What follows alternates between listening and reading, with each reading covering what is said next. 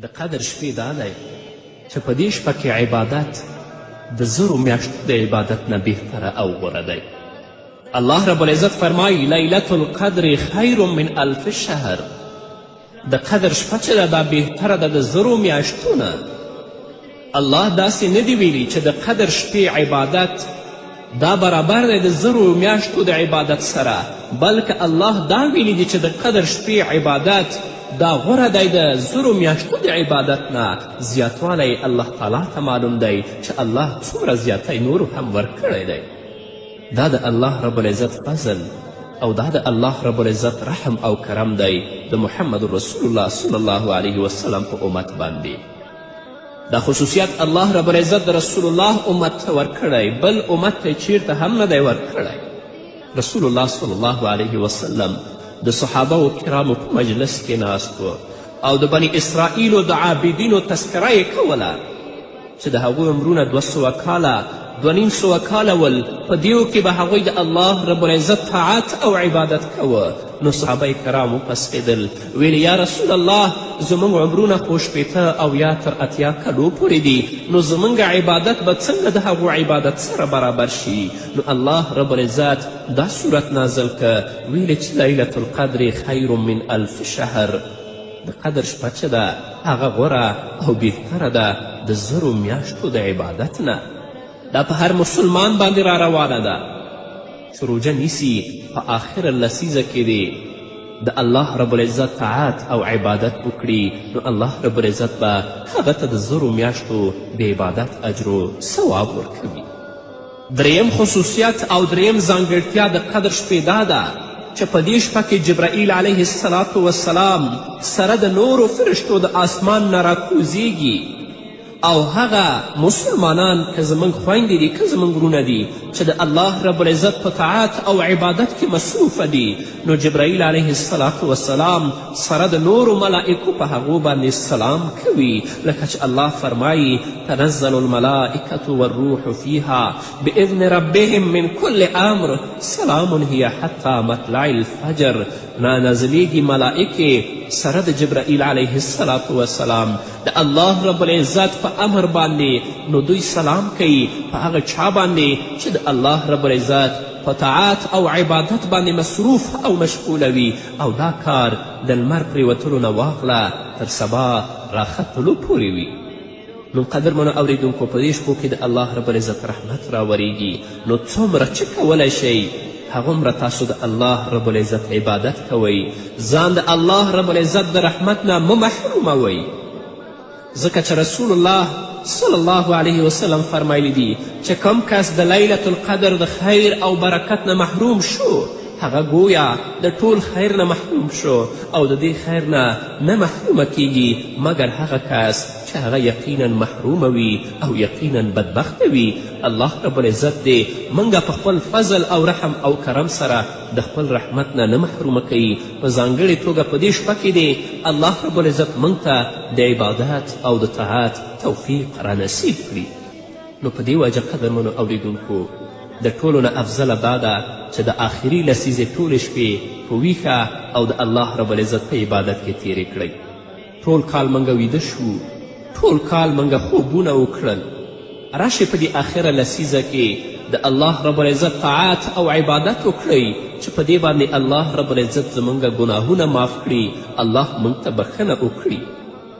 که 10 واړه شپې هم تاسو په ویښه باندې نشئ تیرولی، نو صرف هغه شپې چې هغه طاق شپې دي هغه خو په ویښه کې تیره کړئ، په هغو کې د الله رب العزت طاعت او عبادت خو وکړئ چې هغه 21مه شپه 23مه شپه 25مه شپه 28مه شپه او 29مه شپه ده.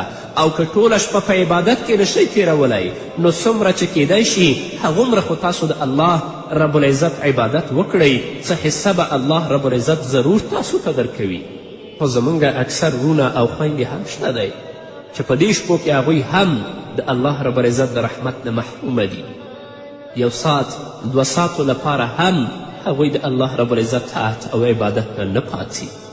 کم از کم هر سړی خو دې دومره وکړي چې د ماسخوتن او د سهار لمونځ دې په جمع سره ادا کړي، ځکه رسول الله صلی الله علیه وسلم فرمایلی دي کم سړی چې د سحر او ماسخوتن مونځ په جمع سره ادا کړي هغه ته د ټولې شپې د عبادت کولو ثواب ورکول کیږي.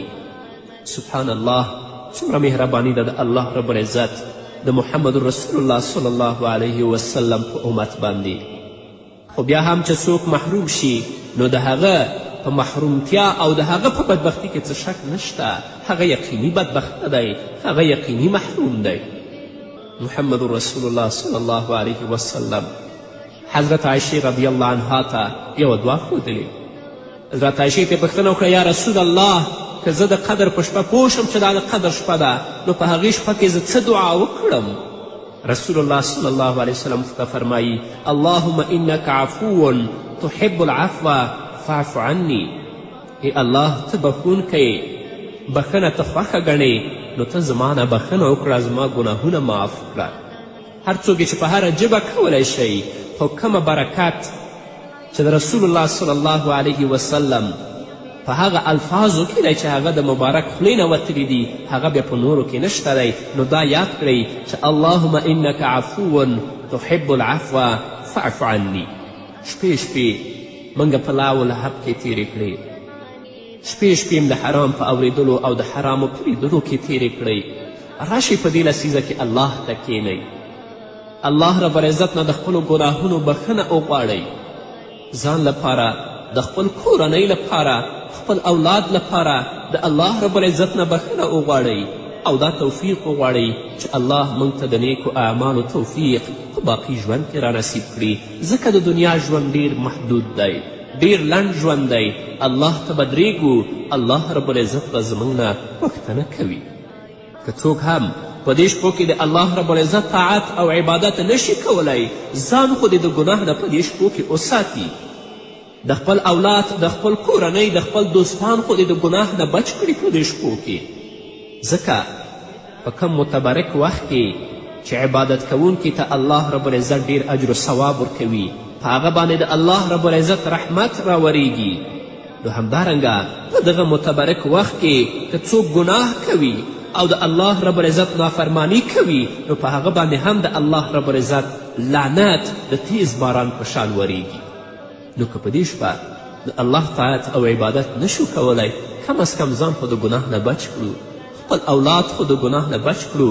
اما متاسفانه باید ووایم چې په دغو شپو کې هم زموږ کورنۍ او خپله تلویزیون ته ناست یو، هغه فاسد سریالونه او فاسد فلمونه تر سبا پورې ګورو. هغه پلار چې په هغې کورنۍ کې دی الله به د هغه نه پوښتنه نه کوي، هغه مور چې په هغې کورنۍ کې ده هغه نه به الله پوښتنه نه کوي.